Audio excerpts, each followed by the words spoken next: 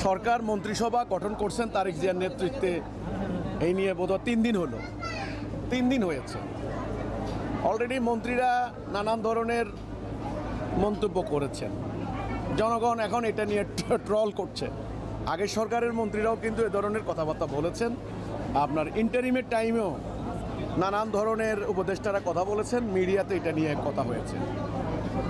এখন দ্রব্যমূল্যের এই যে ঊর্ধ্বগতির একটা কারণ সড়কে চাঁদাবাজি। মন্ত্রী বলেছেন যে সমঝোতার ভিত্তিতে যেটা নেওয়া হয় ওইটা চাঁদা না।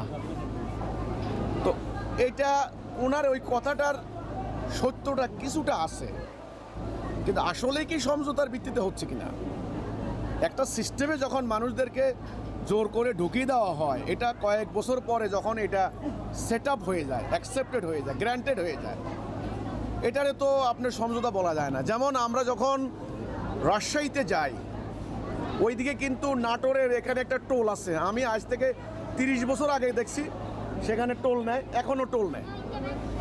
তো এই যে এই জায়গাটা এখন আপনি বলেন সমঝোতা না, সমঝোতা না, যত মানুষে যায় ওখানে বলা হয় আননেসেসারি এখানে টোল নেওয়া হচ্ছে।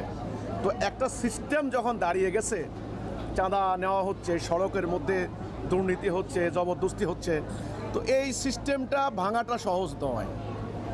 আমি মনে করি চাঁদাই মানুষের ইচ্ছার বিরুদ্ধে, মনের বিরুদ্ধে, মানুষের আশার বিরুদ্ধে, আকাঙ্ক্ষার বিরুদ্ধে যাই, যেই অর্থই কালেকশন হোক, এটা সমঝোতা হোক আর যাই হোক, এটা কোনোভাবেই এটা গ্র্যান্টেড না, এটা জাস্টিফায়েবল না। এটাকে আমরা কোনোভাবে জাস্টিফাই করতে পারি না। তো কাজে আমি বলবো মন্ত্রীরা এখন একটু সতর্ক সাবধানে কথা বলা দরকার। বেফাস মন্তব্যে অতীতের কিন্তু সমস্যা হয়েছে, মাত্র একটা সরকার যাত্রা শুরু করেছেন। তো এই ধরনের কথাবার্তা আমি মনে করি সংযত হওয়া দরকার আছে।